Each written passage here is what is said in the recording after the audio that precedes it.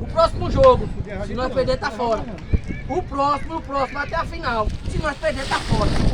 Tem que entrar, que é só objetivo.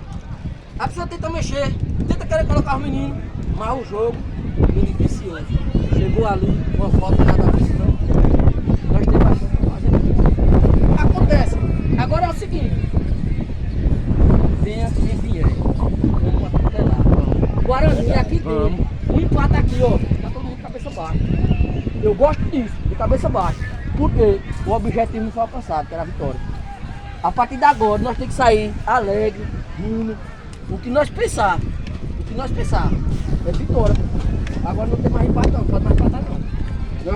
Nós jogou o jogo pelo empate. Aconteceu, Nós jogou pra ganhar, na verdade. Erramos, jogou no podia. Agora vai ter um negocinho ali. Comemorar, pô. Terminou agora, ficamos tristes.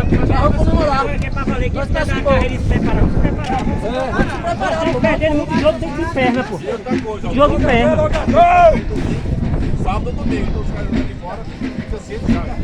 Vamos pegar a perua do presidente e vamos pro caboclo comemorar lá. Vou até calando. Aí tá classificado! Vamos!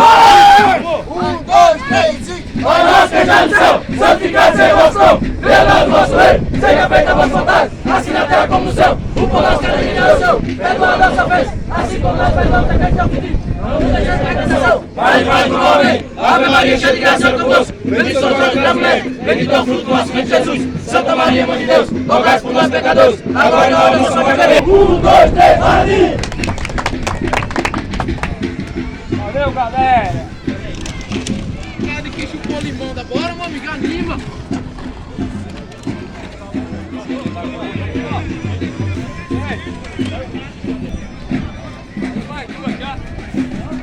Ei, quando agora é já.